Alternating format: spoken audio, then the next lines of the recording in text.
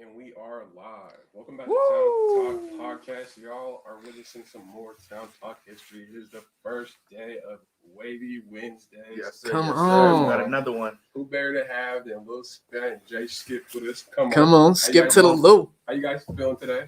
Oh, big good. Come on. It's a good day. Love to Great hear that. day. Come on. First day of Wavy Wednesday. We're going to talk about entertainment, Super Bowl, Bobba Fett. Let's do it. Seattle stuff as always. We got some Seattle players in Man. the NBA All-Star game. Come on. Sounds It's a talking. big week, man. First and foremost, before we get started, y'all, Yep. Melvin wanted to announce we got a new Seattle artist and music video playlist Okay. on the Town Talk Podcast YouTube channel. Yep. Tap Over in. 100 Seattle artist music videos. Tap I know y'all don't know in. 50 Seattle music videos yourself from your friends who rap or whatever or not. We got everybody's in there. We got the Class Clown. We Come got on. Chiefin, we got Come on. Bundy, Come we got on. Saint Nick. Come on. And more too. That's just the fam. That's just the Man. fam. So, Man. so Whole yeah, lot over coming. 100 songs. Rob We're Skeets. updating it every week. Mafi D. Yeah, Mafi D's in there too. Come You on. know. If you want to see any of Quay. your friends, if you want to see any of your Mike friends Jack. in the playlist, make sure. Oh yeah, Mike Jack's in there too. Come make sure on. to comment on any of our posts. Mondo. I'm Everybody. updating the playlist every week, y'all. So Everybody. come on now. Man. From the north to Alright. the east to west and south. No news with us, man. Come on. We support everybody. Show them their flowers. Give them their love. Gotta give him that love, man. Come on. Here, man. That's the whole point of this playlist. It's sorted by the date that the video was released, so we can Yeah. just kind of make our own Seattle music scene. We want to see the Let's music get it. that our people are creating. People always say we don't have a Seattle sound ourselves, but there really is, and there's no way to know that Seattle sound unless you are looking at the different music videos. So Exactly. we got that all in one spot for you guys. We also have the Apple Music playlist for Seattle artists below in the description. Check that out. But first, Crazy. for Wavy Wednesday, the first wave we're on today, Seattle sports. Ooh. The Seahawks, No, I'm sorry. we love them. Yeah, we do. They make us mad sometimes. But they've hired three All the defensive time. staff members. We fired Ken Norton Jr. I mean, Yeah. we were not able to turn the ball over. We had the league lowest turnovers last year, Yeah. which is not like Seattle ball. Yeah. And we hired 3 new dudes. What do you guys think about these hires? And Clint Hurt, we promoted him. I Yeah. kinda like Cliff him. Hurt. I don't know much about Ed Donatell or Carl Scott. What do you guys know about him? Oh, Ed Donatell. That's Broncos right there. Yep. Broncos defensive, right? Yep. Defensive coordinator for a long Yep. time. And that's Von Miller right there. That's, Exactly. Yeah.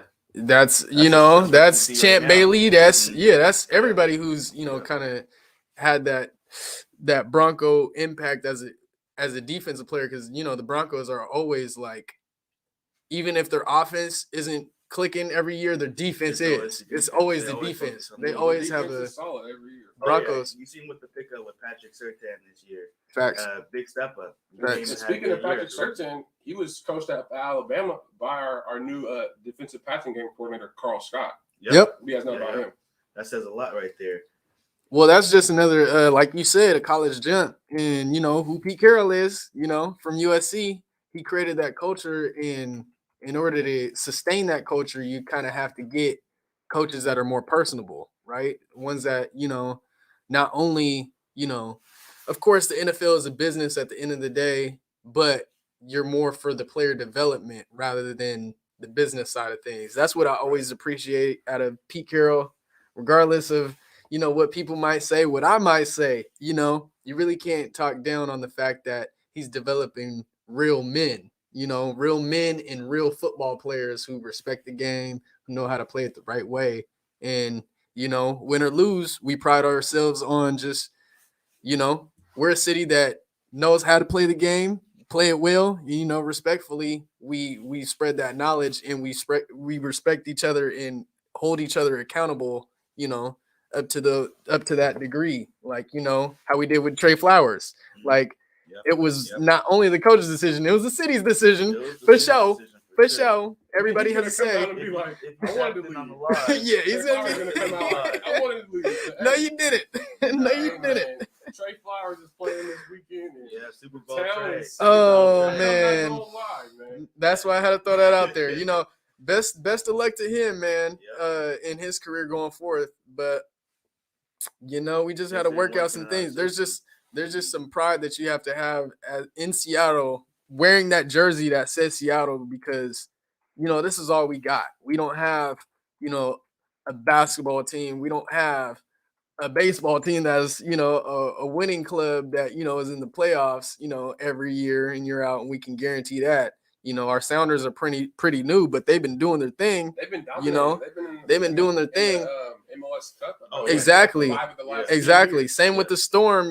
They've always held it down for us. The Storm are by far, Seattle's team. Like when it comes in terms of really holding it down for us, Sue Bird's the GOAT. Like she's really the GOAT in Seattle. For sure. And Washington. In the whole, like our whole Northwest region, because there's no teams outside of here. Right? Yeah. Like Montana, Idaho, Wyoming, you can even throw in Oregon, obviously. Everybody loves the Seahawks. Everybody loves the Storm. Everybody misses the Sonics. Everybody is a Mariners fan. But, at the end of the day, what we can pride ourselves on is being 12s and having that emphasis of the crowd factor, and actually having that claim to fame of really being a fan base that is that direct with the organization, to where the organization hears our pleas and stuff like that, even if they're the most outrageous ones, like the trade rumors and stuff like that. But at least we have someone listening to us. Like other organizations, they don't care what the fans got to say. They're just trying to make their bread. They could care less if they're trying to get to the Super Bowl this year, the next 10 years or 20 years. They're just trying to, they're more of the business side of things. They're more of selling the brand. Yeah, it's all gotten to like kind of just more about the money polls. We've seen last year. Exactly. Tampa Bay winning the first home Super Bowl, and that was rigged. Something to be happy about, right? But then the next year, after 50 years, they've only had one home Super Bowl. Right. The next year, another back-to-back home Super Bowls for the LA Rams. And I remember when we were watching the Seahawks game against the Rams, what was that, 12? Yeah. We knew it was rigged. We're like, okay, they really want the Rams in the Super Bowl. They really want the Rams in the Super Bowl. In February, and they are in the Super Bowl. And yeah. As Seahawks fans, we know, having been in the most rigged Super Bowl of all time, Super Bowl 40, we know about Super Bowls. They can, in fact, be rigged. So what do you guys think about this year? Is the Super Bowl rigged, and what do you think the NFL wants the outcome to be? Man, it's a tough one. Yeah. If it's rigged, then that means they already knew Brady was going to retire, for one. Yeah. Or at least he was going to take one of those, like, because I still am one of the firm believers. Yeah, I'm still one of the firm believers that he's not retired. He will come back, but what you think he'll come out to the Patriots and Buccaneers? Oh, hell no. Justin. Justin. Organization that's Justin's talking about the 49ers. Okay. My little brother Justin is a diehard Tom Brady fan. In general, him and little bro Trey Terry, diehard Tom Brady fans. They both know that. TB12. Yeah, they both know that he ain't done. He's just looking for the right situation, and I believe that the 49ers do have the right situation. Like, all they're missing is a Tom Brady to fill in those gaps. I mean, a quarterback better than Jimmy G, and there might be in the Super Bowl. They were just in the Facts. NFC Championship. That's for sure. Facts. That's for sure. Tom Brady can be looking at that as, wow, this is going to be a very easy situation. Facts. Our defense is reliable. Facts. My wide receiver group has Debo. Yeah, Facts. 49ers got all the weapons that they need to get to a Super Bowl. Absolutely. Except for, I guess, a really reliable quarterback. Yeah. And, with them trying to reflect and rely on Trey Lance early, I Trey think Lance was a bust. I think that messed up Jimmy G. And I'm not saying no bust. No, not at I all. don't think it messed up Jimmy G, though, because he had time. He had time to showcase his talent. This is his second time at the Super Bowl. But it's your second shot. But it was disrespectful. It's disrespectful, but you did get a second shot. After you had to fight for it, it was a battle. Yeah, you had to fight for it, but training camp. But you got to think. You got to think. I'm just saying, Trey Lance was not ready to be in the NFL yet, and maybe they need to develop him for 1 year, but we'll see this year. But both of those guys to me don't need to be in the NFL. They blackballing Kaepernick. We can address that. Imagine, yeah. This is why I have no hard feelings on the 49ers, even though us being rivals too. Yeah, I respect them as their legacy and everything because come on, you respect the Bay because we love the Bay.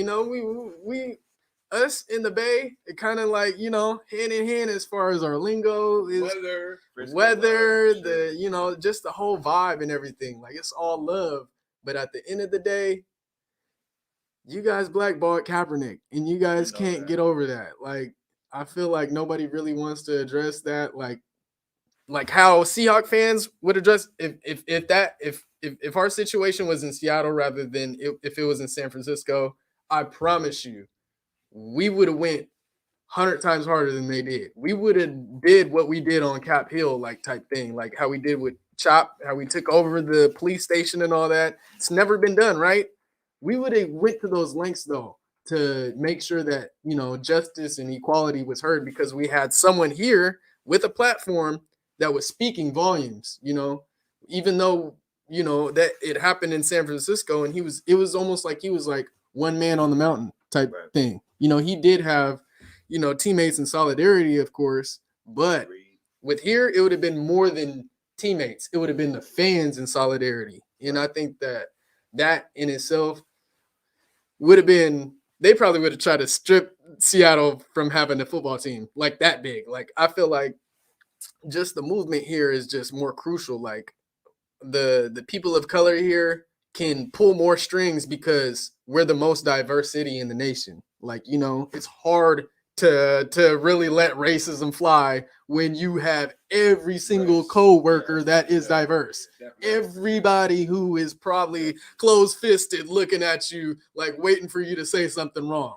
Like, that is, you know, that's the difference between us and the San Fran. Like, we're gentrified, but we're not washed. Our buildings are gentrified, but our culture isn't, you know, still to this day. Like, people are diverse here. And we embrace ourselves with that diversity because we still have these restaurants and we still, you know, we put an emphasis on having certain things thrive, you know. Little Stunt, what about you? You think the Super Bowl is rigged? I say for the Rams, though. That's just to cap it off. For the Rams, it's rigged. They want LA to win because they want to justify. For the Bengals, it's not rigged. Bengals, it was all earned. Bengals is definitely all earned, but they were going to make sure the Rams were there no matter what. Yeah, absolutely. Yeah. What you got? Yeah, you guys are tripping. You don't think it's rigged? I don't think it's rigged. Not this year. They definitely put it together. I mean, think about it. Who's going to say that we're going to see the 49ers in the conference finals? They got some dogs, though. Like, they should have been good last year, too, but injured. They were injured, right? No. But the 49ers are not dogs in the NFC. But let's think about it. Dogs. But let's think about it. No, be real. What team did they beat to get to? They beat the Cardinals, right? The 49ers? The Cardinals. The Cardinals. Or no, they beat the Packers. I'm tripping. But think about it. Think about the Cardinals. What if the Packers won? No, the Cardinals supposed to have that spot. What spot? Where the 49ers went. Well, the Cardinals were the Cardinals were, if anything, yeah, that's what I'm saying. They're supposed to be the 7th seed. Were set up to get that spot, but the 7th seed. I don't know. For the 49ers, they're one of the lowest. They're definitely one of the lowest. They were the 7th seed. The 49ers were the lowest. Huh? The 49ers were the 7th seed. That's what I'm saying. That would have been our spot. Oh, you said our spot. I thought you said the Cardinals. No. I'm saying the Cardinals, they should have went to the championship. Oh, and beat the Rams? I don't know about beating the Rams. Well, they'd had to beat the Rams. That's what I'm saying. They faced them first round up. They faced them first round. First round, yeah. That's tough. First round. It's tough. And Cardinals were already fumbling their season towards that part of the year. That's the thing. Like every year they fumble halfway down the season. It's very weird. Cardinals are one of the best in the NFC at the beginning. Halfway of the season. Well, they're undoubtedly the most on roster. They're the most talented. They're the most star-studded. Most star-studded. They have no excuse. So, but on the flip side, I can't say it's rigged.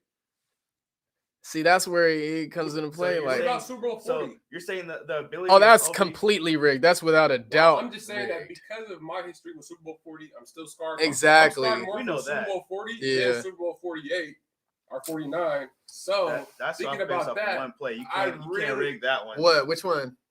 Well, that wasn't rigged. Ours. You're right. That was not rigged. That one was just heartbreaking. But that's the reason why I think Super Bowl 40 was more of a heartbreaker because we had to watch them just. Of course. They were just cheating. They were just cheating. Yeah. 40 was just cheating. Seahawks fans would argue that one. Yeah. BS. We know that one. Yeah. Everybody on that 05 Seahawks team deserves a ring. And they. Oh my gosh. I don't even want to bring it up. It's just so. Yeah. It's so many. Walter Jones, Steve Hutchinson, the greatest lineman you could ever have. The wide receiver core, Daryl Jackson, Bobby Ingram. I got Bobby Ingram's signature. Come on. Bobby Ingram. crazy. Very underrated. Nate Burleson. Town. We had people from the town on there, like Nate Burleson, Marcus Trufant. Like, oh man, like that's what I'm like. Saying. When you look back at that roster was special. And what's crazy is, I mean, this may be a thing, but we might just have to have someone who's from the town in that starting rotation. Because last time we won a Super Bowl, Jermaine Kearse. I mean, well, that one time, only one time we won a Super Bowl. But Jermaine Kearse was balling. You know, we need that person from the town with that gritty edge, like I'm playing for the city, like type shit. I'm playing for everything. We do miss with how not just Seattle but Washington football has grown. Oh yeah, and how we have a lot of our kids now going to D1 sports. Woo! I see we're gonna get some Washington kids. Yeah, in on Seattle Seahawks that are actually stars though. Yeah. Not just players that played at UW. I understand that's we do have backup quarterback now. Okay, John. I'm just saying, backup quarterback now is Jacob Eason. Yes, and how many times? I respect Jacob Eason. I love Jacob Eason, but there's a reason why he's not starting right now. He's young. He's younger than us. There's a reason why he's not starting right now. He just got drafted. Still, he has not, he just got drafted.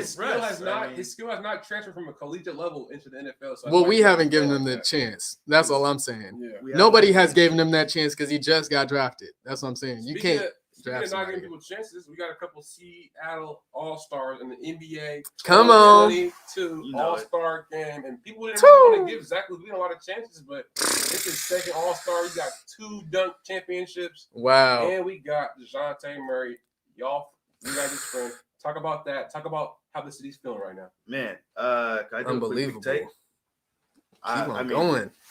Skip might agree. I've been preaching this for a lot of years, though, but I say probably after his 3rd, maybe 4th year in the league, I have to give Zach Lavine that title of the best hooper from Washington to make it to the NBA. Now, I'm not just saying of all time, though. Of all time, even at a young age, and I'm just it's not just accolades. It's that's hard. It's coming into the league and doing. I mean, we have a lot. It's hard. Brandon Roy, Quentin Snyder, we got a lot, but. Quinn Snyder is from here? Quinn Snyder is from the coach? Here. Yes. He was one of the best players to come out of Washington. But I can't lie. Hall of Famer John Stockton. Went to Duke University. Hall of Famer John Stockton, though. And got drafted, what? When did he get drafted? Check up on Quinn Snyder. Quinn Snyder. Top. He was a hooper. He was a hooper. I know that. But we have hella hoopers. Hella hoopers. I got it right here for you. Quinn Snyder, 1989, undrafted. Because I'm gonna bring up someone who was adopted by Washington. He wasn't born here, but he played high school here, and he ended up playing college for UW, and he ended up just so happenly getting drafted to the Supersonics and playing in the finals. Deadlift Shrimp. Oh yeah, Deadlift Shrimp. Yeah, Deadlift Shrimp. Mm-hmm. I mean, that's someone who, came from overseas and brought that culture over here. And that was during, the 80s? Yeah. So, I mean. Early in the NBA. I mean. For international players. Now we have players, like, I've said before, that are, different type of Arsenal players, but spread out through all the state. Like, you have John Stockton, who laid the foundation for Spokane and Eastern Washington hoops, Hall of Famer, we have the West Coast side, the legends on this side from Doug Christie, Jamal Crawford, just the consistency of people just getting to the league and making an impact. We have that side of things, but now it's to the point where we have stars like Baby Boy, Dejounte Murray. We got Zach Lavine. We got Jalen Noel. Jaden McDaniels. We got so many. I don't want to forget about Toronto's Malachi Flynn. Hold on. Perry Young, come on. That's our brother. But can we talk about Portland, though? Brody, that's down there. CJ, Ellaby, Wazoo. Come on. Wazoo. But, I mean, we got so many, just, attacking at all Arsenal. Now it's not just one type of person that's coming out of Washington, looking for hoop. Like, you know, it's from point guard to the centers, you know, because everybody can stretch the floor. And that's what, you know, Seattle prides itself off of, is that we play both ends of the floor. When people, you know, during these AAU circuits, you know, even when we were growing up, we were always a threat. It was just always like kept quiet though. But Rotary basketball has always dominated the nation, you know, really. And now it's to the point where it's any AAU team from Seattle, pretty much. Oh, yeah, if when they go into these national tournaments and stuff, everybody's looking for these Seattle teams because they know that they play both ends of the floor, defense and offense. That is a fact. You know, we are very we're two-way players in the state. I can agree with that. And that's because we take sports seriously in the fact of it's not all about scoring points. It's all about, you know, it's more than just, you know, defending on one end. It's effort and it's leadership, it's teamwork, it's literally all in one. So when you get those type of players, their IQ is just amazing because they know where people should be. They know how people should, like, you know, play alongside them. Like, they're easy to play with. Yep. So I feel like that just accentuates, their capabilities. Mm-hmm. And I feel like, you know, these guys, you know, with Zach in his second All-Star game, with Baby Boy in his first, like, it's limitless now because you're seeing these guys that were just so easily reachable to you during high school, like you know, now these guys seem like they're bigger than life, but really they're just like you know, they grew up the same way. And now we're seeing that process because grew up in the same gyms. Nobody had a silver spoon. Look at UW now. For real. Like, you know, shout out UW. T Brown. Got a starting five of Seattle elites. John. T Brown's almost. That's what I said. T Brown. T Brown's what? Almost. PJ top Fuller. Scoring in the league. Like, We got a lot of come on. people over at UW. And then of course, gotta shout out my Zags. You know, I'm a big Zag fan. But hey, Auburn, come on. They might put Gonzaga at number 1. We'll see, man. Hey, hopefully, but regardless, number 1 play in the nation is from Seattle, Paolo. Show him love, man. Yes. Show him love. That's next up. And that's what I'm saying. That's someone who's playing the power forward center, who's a stretch. Isn't it Coach K's last year? 3, 4, 5. Hey, it should be. He should end with a bang.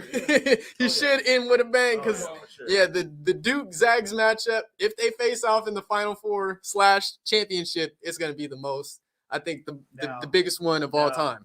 Chet Holmgren versus Paolo, man. I'm going to test Skip on this one real quick. Now, throwing Nolan Hickman, if Seattle. You had the number 1 overall pick for this draft, NBA draft. Paolo. Okay. Without a doubt. I hope I'm town. A lot of people still talking about Chet. No. I'm a Zag fan. I'm a Zag fan. At the end of the day, you know, I have extreme love for him, regardless of what happens. He's gonna go top 3, regardless. He's gonna go top 3. My comparison for Chet Holmgren is kind of like Pokashevsky for the OKC. Like, he's gonna be a project when he gets into the league. He's probably getting his weight up and his strength. Yeah. I think that like to lead a team right now, definitely got to go with Paulo. Well, Paulo. I mean, like I said, like, you know, Seattle players have that grit to him. You know, Chet, he came from a prep academy, so it's not really like he didn't always have the ball in his hands. So I'm gonna just reiterate what I've heard before, but this is the most truest fact, you know, that you can say about Seattle basketball. Seattle Metro, the Metro League, 3A and 4A, is the toughest conference in all of the nation, in all of the world, technically, in all of the world for sports, but especially for basketball. For basketball, every single game, I promise you, if they videotaped every single game of our senior year, people's minds would have been blown at the amount of talent that didn't make it to the NBA. Man, ridiculous. And I'm talking about games that went down to the wire where people were hooping. And this had people, Dejounte Murray, baby boy, who was, you know, he wasn't even a starter at that point. He was coming off the bench or, you know, in that rotation, you know, just heavy in the rotation, but he wasn't the star of the team. It was Keith Davis. It was, you know, other people, Will Dorsey, like, you know, our bro. But like literally these were heavyweight matchups, and just reflecting on that through high school, I'm like, man, that is something that you know, it was an experience in itself, you know, just really just like watching for yourself, but knowing that it doesn't get no better than this because there wasn't cameras out. Like that's more like an unkept secret, like, you know, battles that not everybody got to see because not everybody's phones were out. People were just locked in for those games. Like gym sold out, like beach was packed out, like with people and everything. Like I'm talking about game after game, our senior year, or all throughout high school for us, but even before we got to high school with Peyton Siva and Tony Roten going at it. And like literally it was just like, if it wasn't a Comcast, you know, special like that game was, the Peyton Siva versus Tony Roten, it was like you had to be there. You had to be there. Like you had to be there. Right. Like literally like showing up to the club. Like you had to be there. Like you had to witness this greatness, you know. We still on the All-Star, right? We still on the All-Star game. We're talking about Seattle Hoop right now. That's all we're talking about. Okay, All-Star game. I want you guys to come on. Murray and Lavine before we get through. Yeah, definitely. Also, I got a good one. So we got both Zach and Murray for, you know, All-Star this year, right? Yeah. Come on. Other than those two, who I believe they're going to repeat next year. Oh yeah, absolutely. Who's the next Seattle Hooper you think or know is going to be into an All-Star into an All-Star game? Okay, the way he's playing with Minnesota right now, I'm gonna have to go with Jaden because he's been really Jaden hooping his play the last couple of weeks. I've been watching the Minnesota, so I like Anthony Edwards a lot. Yeah, I think the big Daniels brothers are going to be having to say because they're so tall and lengthy, and they can defend pretty well. I love that, but I know Skip's going to take mine, so I'm going to go with it first. KPJ. All right. KP, Kevin Porter. And I was just actually about to. Lou took mine because I was about to throw out two people. That goes for both the Porter boys. MPJ, we own him. Seattle, we own him. We own him. Michael Porter Jr., we own him. Just to let y'all know. And if he's playing at full potential, he is an all-star. He's an all-star. He's an all-star. Yeah, they got it, man. Nuggets got to get him right. Yeah. But when he is at full potential, I promise you, he's an all-star. He's an all-star. Both ends of the court. He learned that tough when he came up here. Like, that's what I'm saying. Like, when MPJ came up here, it was unheard of because that was the number one player in the nation choosing to come to Seattle, you know. And when he came to Seattle, he could see the competition that we were having. Like it was a whole exactly. But at the same time, he kind of put an emphasis on like he thought he was gonna walk over people here. They showed up. Tough luck, buddy, because he met Kevin Porter Jr. He met KP, who's on the Rockets. And that's what I'm saying. Battles down to the wire. Like I was there at the beach game, the Nathan Hill versus Rainier Beach. You know, of course we graduated and everything, but you know, getting love back at the high school, you know, they couldn't wait to see me too. So I sat front row with the principal and everything. And we were in awe that whole game. Like we were just in awe just of how he brought the culture that we needed. Like, you know, that is where we kind of have to, like, you know, we have to be thankful of that situation, you know, regardless of how you see it. You know, MPJ is the one that brought the cameras up here. We've always had the culture. We've always had the culture. We've always had the talent. Yeah, he just brought he brought the media up Brandon here. Roy also, definitely. And that just you know, come on, I defeated a high school team. Exactly. And chooses not to enter the national tournament. With the previous NBA player as a coach for his first year ever coaching. Come on now. They were undeniably, you can't deny that. For real. But I will say, you know, they've been blackballing Seattle for a while, and although that name on paper, that Brandon Roy, Nathan Hill team says number one team in the nation, that's not the greatest Seattle team. The greatest Seattle team is, I'd say, probably either my junior or senior year at Beach. That's the greatest Seattle team, because literally they blackballed them from entering that national tournament. It was the 2014 class that finally they gave, because that would have been the first public school to go to the national tournament. But they waited until we graduated. In the next class, they got the invitation to go to the national tournament. But we were already undefeated by our by 2012. Yeah, so the start of the 2013 season, we were already pre-ranked as number 1. We should have already been allowed, but they were like, "Oh, these guys are ghetto, they don't need funds like that." Like, they basically were just like, we give them state championships, and then that should be good enough for them, right? But in reality, on paper, it includes, Dejounte Murray, everybody on that roster, they would have showed out. And they would have, they would have, They would have, just like, what is it? Graham Kapinski? What's our Washington football team that just won the Nationals? They just is it Graham? It's Graham. Graham, but it's a hyphen name. I forgot what it is. But yeah, shout out to them for sure. Something like that. Yeah. What team? I can look it up. 1 second. Graham, I believe Kapowski or something. I want to say Kompowski, but yeah. You'll check up on it. But yeah, their quarterback, great quarterback, man.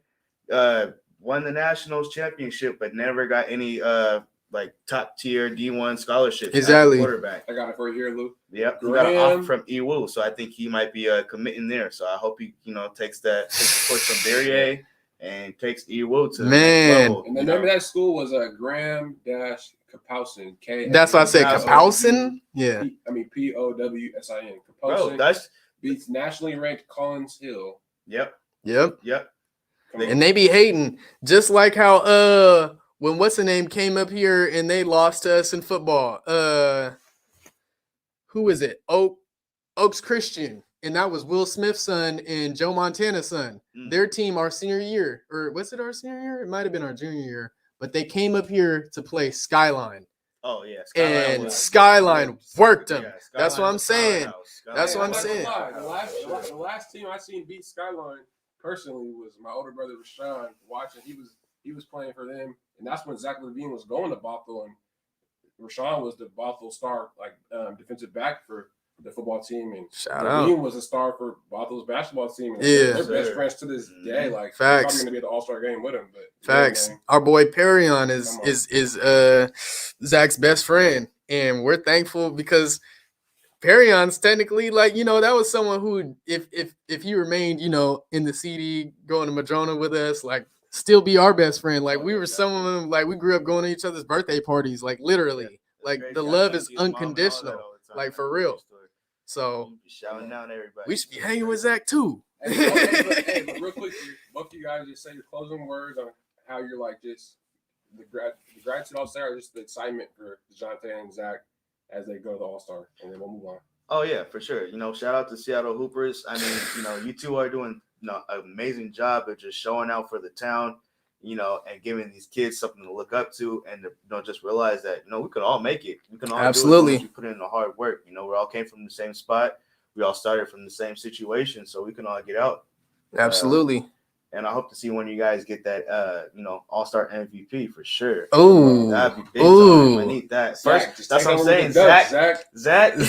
Everybody's saying Zach. Let's go put you right there. Everybody's saying Zach. You keep doing it. Definitely do it, man.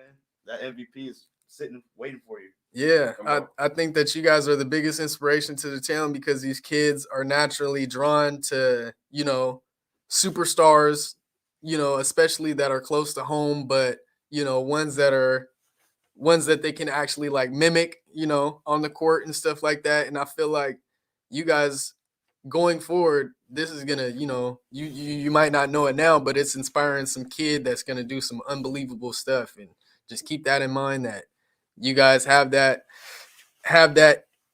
inspiration to yourselves to where you guys can inflict on anybody, especially these kids growing up. You guys knew, obviously we all grew up together, so we know how it is growing up, but just that inspiration alone will, it's provoking people to do some unbelievable stuff. And, you guys are just inspiring everybody, including ourselves, to do bigger things, because now we're all stars. That's what I feel like. Shout out town, man. Making the whole town go growing blossom, man. Y'all, So yeah. We talked about the sports wave with the hooping and the basketball, with the Super Bowl and the All-Star game coming up. Come on. our entertainment wave side. Ooh. Last night they dropped was that the season finale to Boba Fett last night? Talk about that, Skip, Boba Fett, and we're big Star Wars fans in the fam. Big Star Wars fans. You fans. watched the Boba Fett? Man, I've been halfway tapped in on the Boba Fett. I gotta be real with you, but as we can all agree, beginning of the Boba Fett was a little dry. Oh, it's stupid dry. It was heavily dry at the beginning. Stupid dry. Stupid dry. But that's why you needed Mando to save him. Yep. I heard. I'm literally the episode before Mandalorian comes in, so I know it's time to tap in. The time is now. So, yeah. I'll let you guys go ahead and take this one over. Well, we're not gonna ruin it for Louis. Yeah, I'm not gonna ruin it for nobody. I'm not gonna ruin it. The only thing that I'm gonna say is I'm glad that Star Wars is finally, I guess, bringing people out of bringing them out of that Clone Wars animated series and actually bringing those characters to life because those most wanted characters.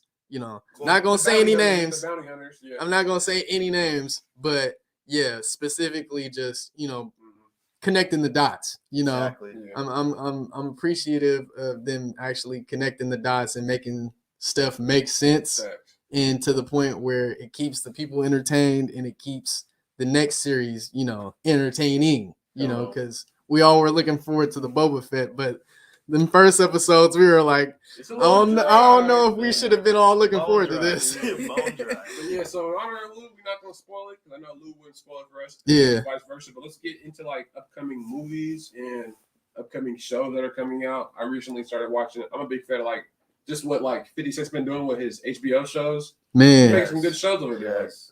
Power. Yeah, Power Book 4 came out. I just finished the Tariq Power. That was good. I haven't watched any of the Powers. You should. Yeah, I mean, definitely. just think that 50 Cent, he has his whole. I feel like I'm too far. Whole director thing over it. He's making the shows pretty good. They're good content. I definitely got to give him that. I mean, you see a lot of projects executive produced, but at the end of the day, you could tell it's not that executive producer is usually not putting in, the same work like how Drake is. I mean, I don't know exactly the works behind it, but Drake's the executive producer of Euphoria. Oh yeah, so I think it's only his songs though. Do I see Drake in it when I watch Euphoria? No, I don't see that style of Drake. So it's I think it's more of his music. Yeah, 50 Cent's type of executive producer. And that's also that Apple TV Kevin Durant show. Yeah, Kevin Durant's the executive producer, but how much does he do? Exactly. Type thing. Yeah. So you see executive producers got the name. It's just a title, exactly. I guess. Sometimes.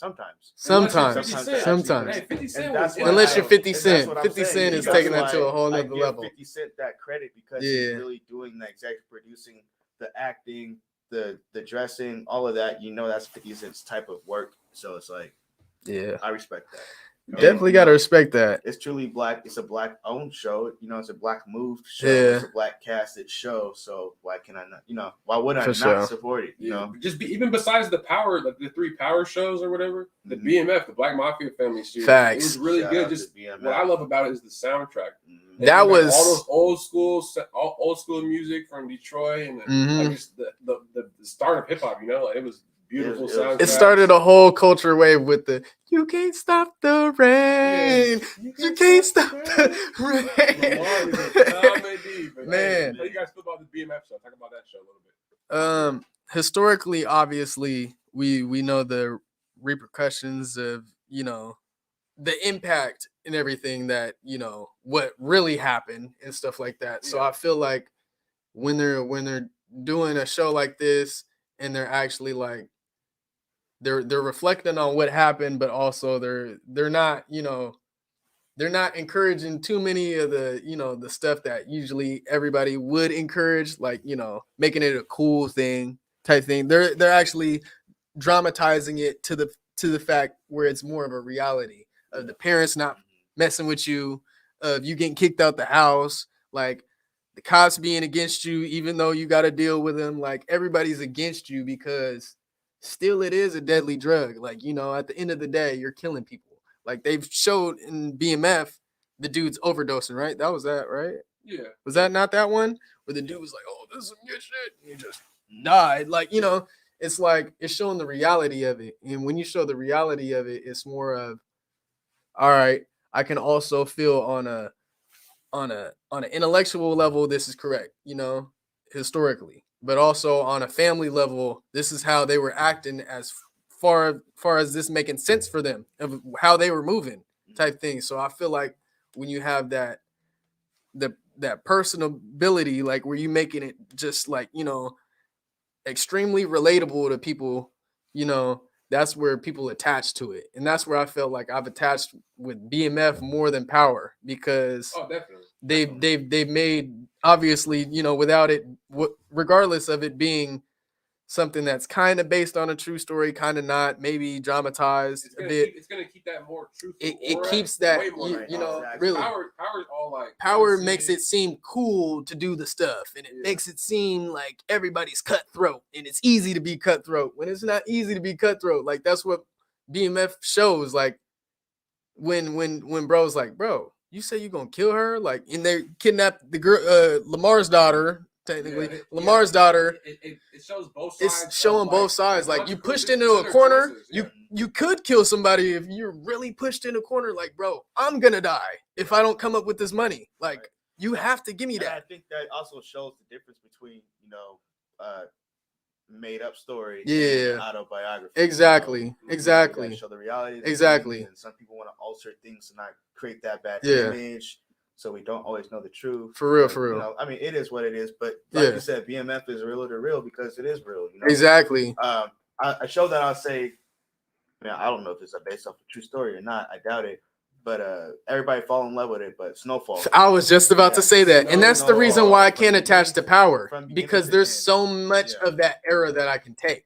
Like, it's like, the white people with Hitler. Like, are you gonna make us a thing? Like, is everything that you guys are making it seem like you actually like Hitler at that point? Like, you're making it seem like you actually like crack at that point. If every show is about selling crack and coming up on crack sales and making stupid money off of crack cocaine, like, I will say that Snowfall is important because it just shows in the lamest terms how the CIA exactly the African American community that was like the first nuclear family community, right? A black family. Absolutely. It didn't even get 10 years before they came in and said, "Oh, we're going to supply them with this," and just ruin the whole community. Absolutely. That shows that side to it. It shows that the moms might just be taken away by the drug. And the sons have to do what they have to do just to take care of their siblings, stuff like that.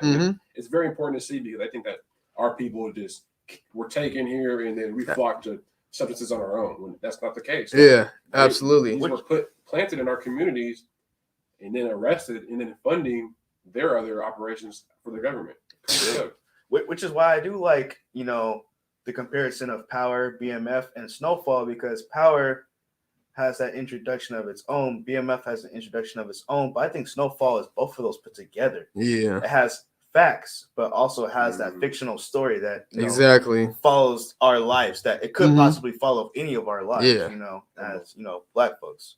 So, and I mean, it's in LA. I mean, that's how it started and everything, and then obviously them staying true to the story, them going up to Oakland, seeing how it was made up there, and then bringing it back down. Like, that's literally the historical context of how the crack cocaine game developed, because although they didn't include Seattle specifically, but Seattle was one of the most hard hit crack cocaine cities in all of US. And that's why it's so relatable up here, is because we can see it every day. You just go out to Aurora, like, you just go past downtown on Aurora, and people are still selling crack over there, and people are still smoking crack over there. But I mean, that's just the reality of what we lived in. Like, even when we were in high school, like when we went through the drug, like, learning programs and stuff like that through high school, the videos that they've shown us, which they show to everybody across the nation, were videos that were, them going into houses in Seattle and discovering babies in a closet and stuff like that, while the mom's all strung out and stuff like that. And it's just like, really seeing that reality of what it is. Like, that's what I'm saying. Like, Power, to me, I don't know, for what I've seen, it just dramatizes it a little bit too much to where they kind of like fantasize about it. But BMF is more the reality because it's, you know, the historical context. Obviously, they're having fun too because it's a family, you know, type show. Exactly. But Snowfall just shows the hard hit reality. Like All of it. Leon's girlfriend got hooked on it. Like that's how. Both of them. That's what I'm saying. Franklin's girl got Yeah, hooked on it. Franklin's girl got hooked on it. Like anybody can get it. Exactly. Anybody She's can off to get it. college. Like She's power, pretty it feels like everybody's like untouchable unless they get clapped. Yeah, Like, Tariq, you know, come on now, Tariq, yeah. bro, there's a lot how more many people cases smoking has- crack back how then. many cases is it gonna be? How many cases That's what I'm saying. Yeah.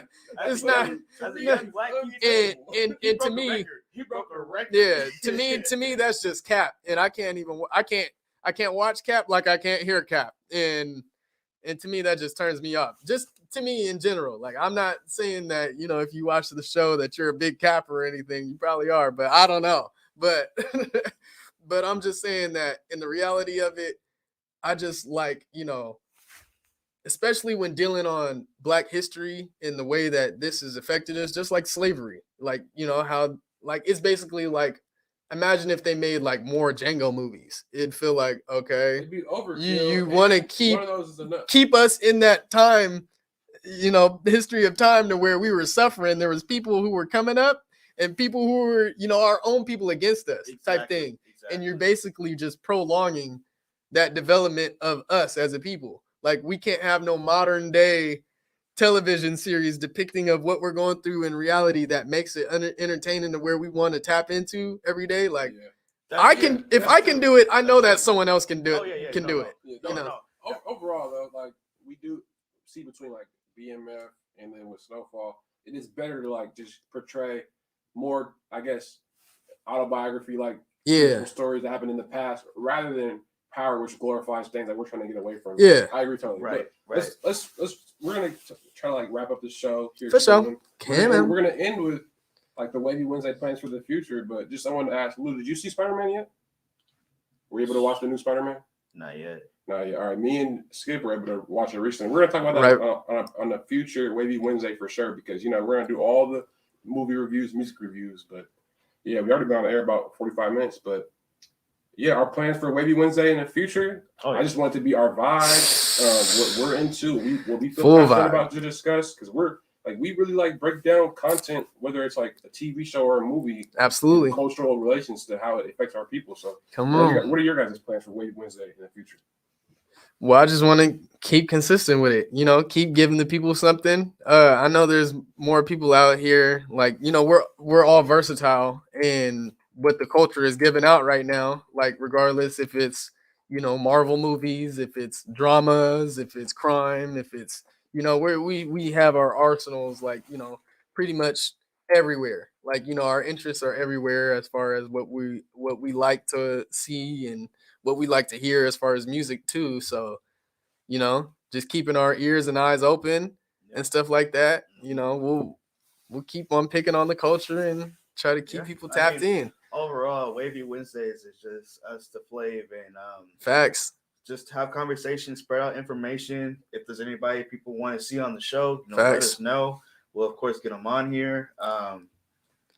I mean, yeah, we just want to bring up various things. Anything that it really has an interest to us, we want to bring it to other people because, you know, there's a reason why it catches our eyes or we mess with it a lot. So, I mean, example, you know, shout out, got this right here. Shout out Seattle Private Reserve. Love Seattle Private Reserve. Underrated for real. Oh, yeah. Come on. Please sponsor the show. We got some future plans, man. Oh, yeah, definitely. Come on. So they got their little collaboration with Mama Chance. They did a nice little drop of the soap. I really loved it, enjoyed it. It was some great smoke, some gas for sure. Yes. So, you know, pushing things like that. I mean, that's just the things we enjoy and we love, and we want people to enjoy it too. So, facts. Shout out Down Talk and Wavy Wednesdays, man. Come on. So one, man. Thank y'all for tuning in, y'all. Keep tapped in. Shout out to 50 subscribers, y'all. 1 month, 50 subscribers. I'm just happy to see where it goes from here, y'all. And thank you for the support. We're gonna keep this thing rolling. Yes, we're building. Doing numbers. Come on. Shout out Larry. Y'all here with us. Come on.